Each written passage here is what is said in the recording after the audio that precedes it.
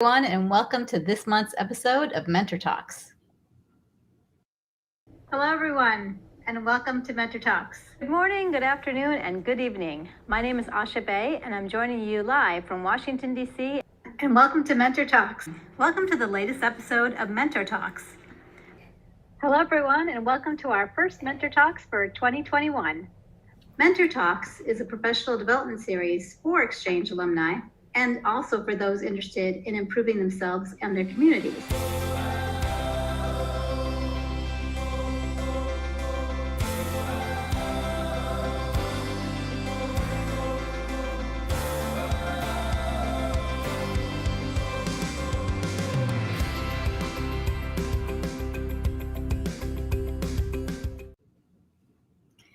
Hello. Today we're taking a look behind the scenes of the show and sharing our production secrets.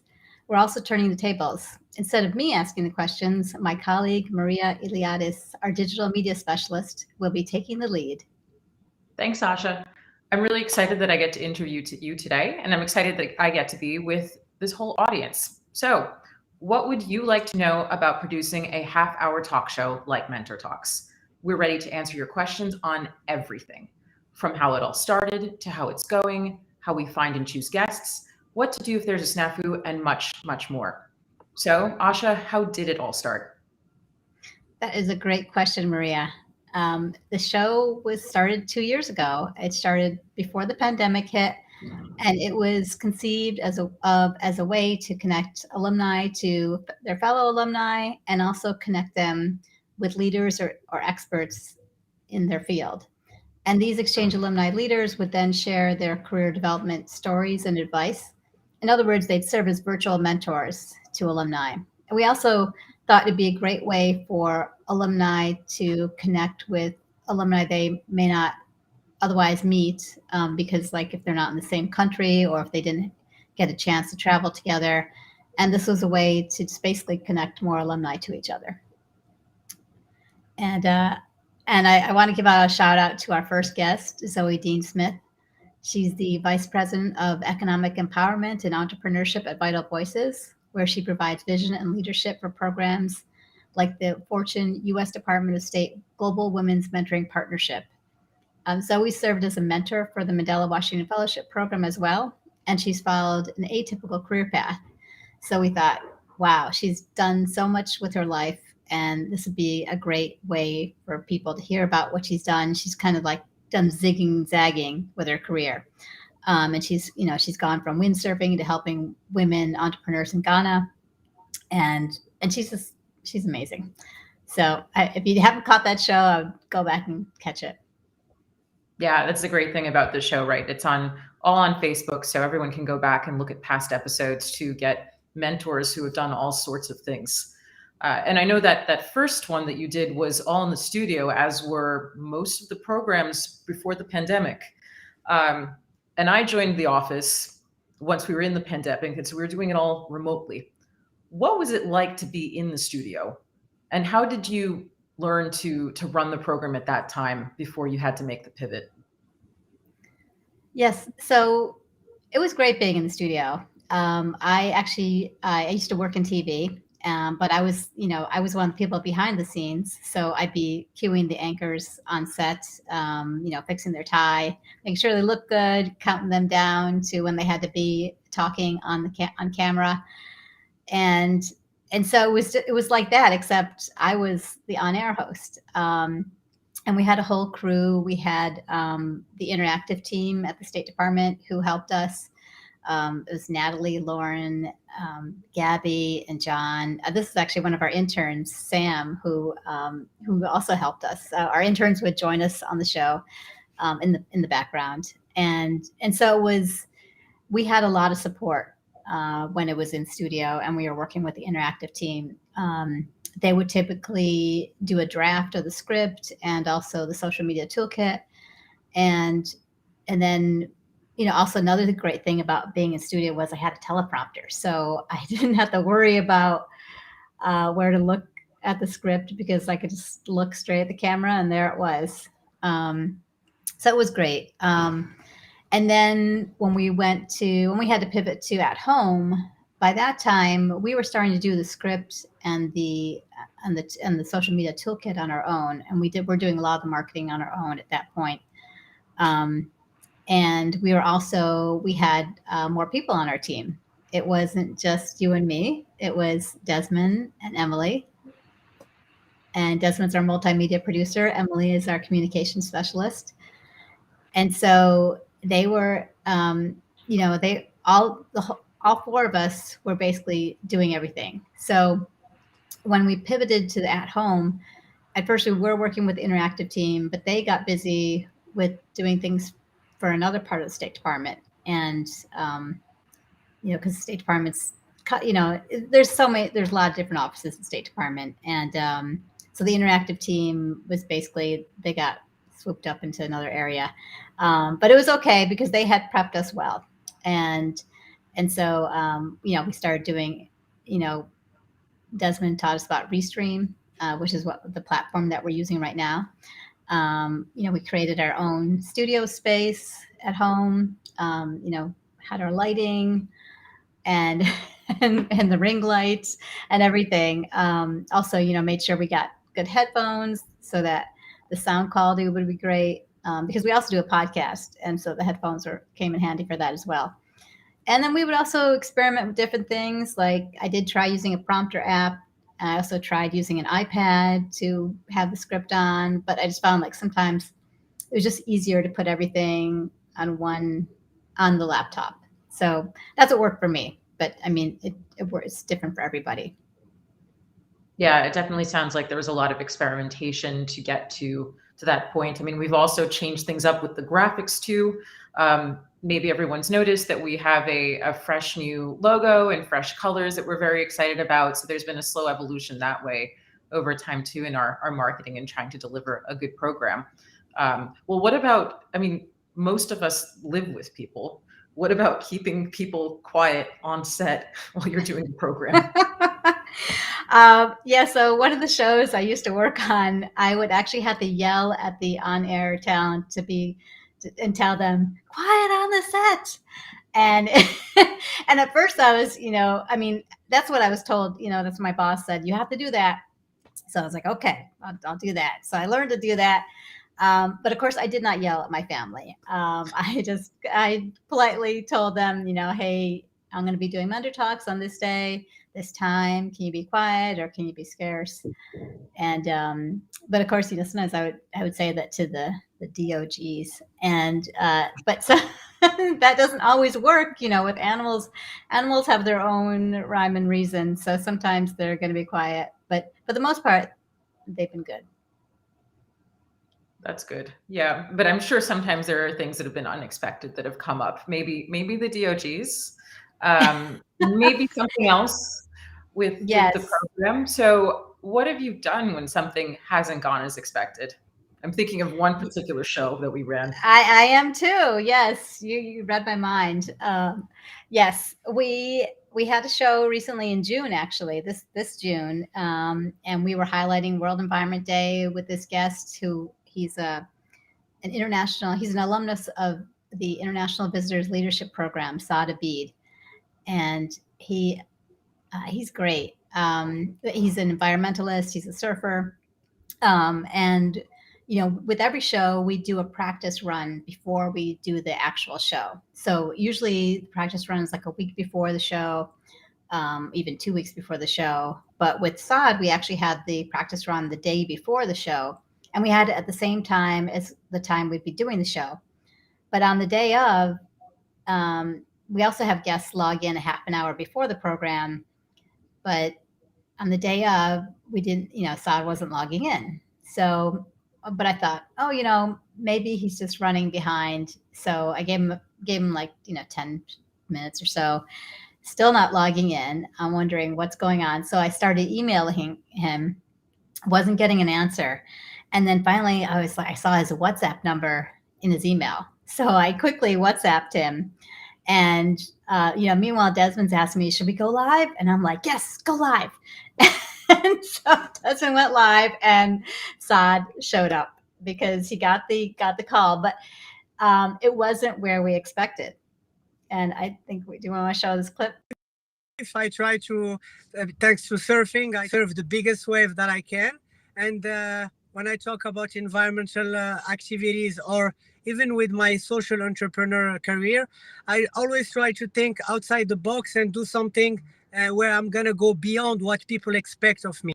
That's why I try to do some challenges, the one we're going to talk about, and some initiatives that people are always, let's say, oh, I learned something today that I didn't expect, or wow, I didn't know that we can do this in Morocco. And that's what makes my day, at the end of the initiative.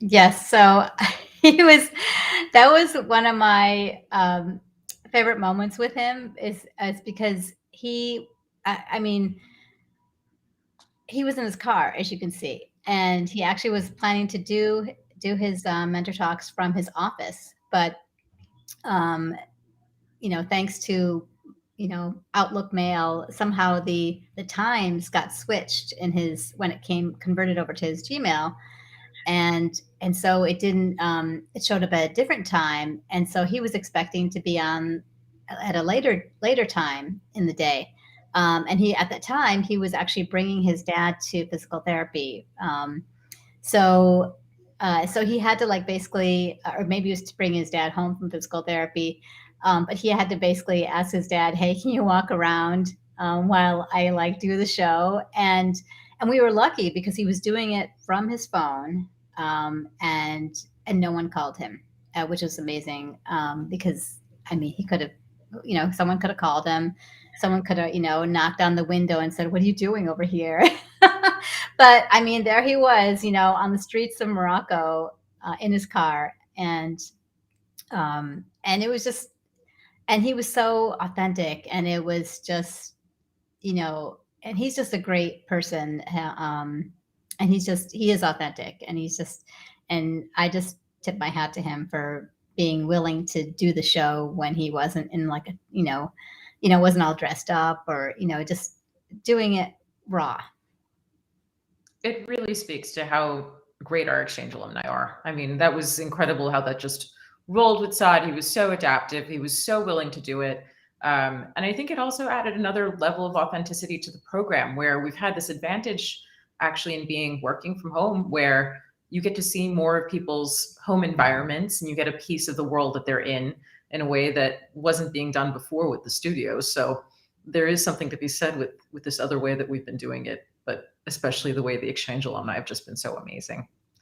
So Exactly. that's one favorite moment that you have. But do you have another one from a past episode that maybe we could play for everyone? Sure. I mean, I just want to say that I really think that each of our exchange alumni that we brought on the show brings something special and unique to the table, and I've learned so much from each of them. But for me, like one of the highlights was when we talked to Eliza from Bangkok. She is a three-time exchange alumni. And this is between two international visitor leadership programs that she's done and the Young Southeast Asian Leaders Initiative YSEALI program. And her episode with us broke a new record. We had over 224 live viewers. So that was really exciting. And it just showed us, oh, hey, this is what could be. We have one viewer who asks, after making the transition to working on Social Giver full-time, what advice do you have for other aspiring entrepreneurs who want to make the same kind of career change? Wow. I feel that, especially in Asian cultures, our family is very influential in how we make decisions. So I know that a lot of the other social entrepreneurs may have had very similar problems in terms of getting their family and friends support in the very beginning. They tend to feel that doing good is a hobby and therefore not something that they see it as a career path. I feel that, to be able to be in this space is not easy since the very beginning. And a lot of the time we just have to find ways in which we can set up prototypes on what we do so that we can slowly prove and build traction before we fully make a decision to jump ahead and do this full time. So I myself have been trying to juggle both things at the same time until I realized that I've been working 7 days a week, up till midnight or 1 a.m. every single day, until I have to draw the line and say I have to pick either one. That was great. Yeah, Really it wonderful. was. Yeah. It's such a testament to the power of this global network where this answer that she gave can be applicable all over the world. Exactly. Yeah. Well, now I think it's time to turn to all of you to see what questions you have. So we have one from Estee Louise, and she asks, what criteria do you use to select guests? That's a great question. Yes. So in the beginning, I'd say it was all word of mouth, like with U.S. Speaker Exchange alumni Rhonda Binda. And she was actually someone who was a U.S. speaker, and she had also previously worked at the State Department as a political appointee. And she was also a telecom lawyer. And she was talking about smart cities. And that was just a topic that we thought would really, that was one of our first shows that we had like over 100 people join us.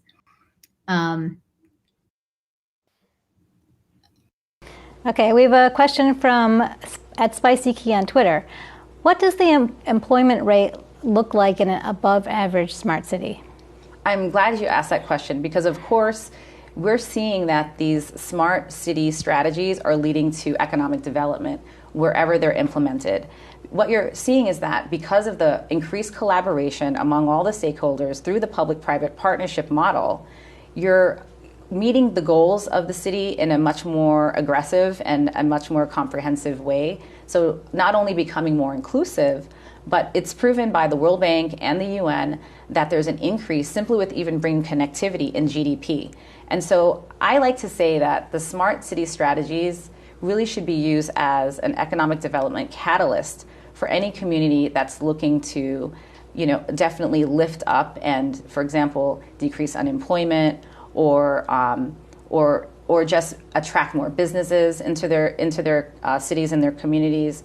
And one practical example that I love to give is when the city of Cincinnati, Ohio, there was a point a couple of years ago where we realized that there were 70,000 open jobs that were only available if you had a car. And so by closing that transportation equity gap, you're immediately able to help bring down the unemployment rate and bring up people, from an economic development standpoint to be able to access those opportunities, whether they're in the workplace or they're in education. But we're really seeing transformative things happen all across cities in the U.S. and globally. Wow.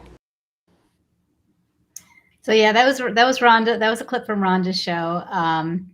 And so yeah, she was one of the speakers that actually one of our someone in our bureau met her at an event, and she told her about the program, and Rhonda was interested in joining us, and so that was one of the ways, or that was how we got her on the show. We just reached out to her and talked to her, and then and sometimes these days we'll see someone who catches our eye on social media, like Nina Jankowicz, who is an alumna of the Fulbright Clinton Fellowship Program.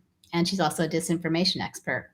Or we see someone in the news like Jason Carroll, who's the first Black male student body president at Brown University. And so with all these people, we usually like to talk to them first and just get a feel for what they'd like to talk about and what they could bring to the show. And then we start putting everything together. And now we've actually created a form so that if people are interested in being on the show, they can fill out the information for us. And so that'll give us an idea of, well, what could this person talk about today? So it's putting together a show is not just about like, get a well-known guest or someone famous. We don't usually aim for famous people. Although, I mean, we wouldn't mind it, but but with people that we do have on, we're looking for something unique. We're looking for someone who can, speak well and who has, tips that they can share with the audience and things that, we think that the audience, with our exchange alumni who are in our, big global network can really pick up on. Yeah, that's true. I mean, I think the other thing about the people we tend to have on the show is they've done something different. They've often taken different pathways. And so because of those experiences, they are leaders in one way or another. And so they're really inspiring because of that. Exactly. So we've got another question, and this one is from LinkedIn. And the viewer asks, what makes MentorTalks unique?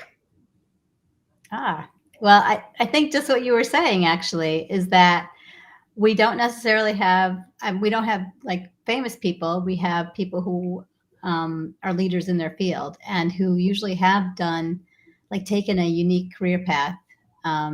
They've built on their exchange experience and used those skills to excel their career, or maybe they were a returned Peace Corps volunteer, for example.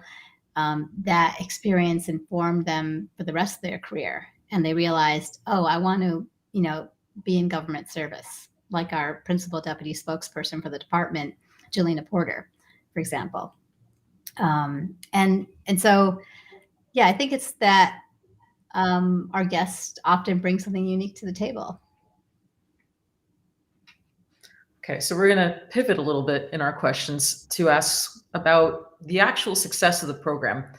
How is it that we define success for an episode? What metrics do we look for? Is it likes? Is it comments? Is it viewership? Or are we looking at something else that we say at the end of an episode, you know what, we did really well? I think it's a combination of those things. Yes, it's great if we get a lot of people liking the show. It's great if we get a lot of live viewers, because I think it's great when we have questions rolling in. But if we have questions that come in before beforehand, like alumni email us, or they email us at exchangealumni@state.gov and with a question, or they post it on Facebook or Twitter or LinkedIn or Instagram. We're happy to take those questions before the show.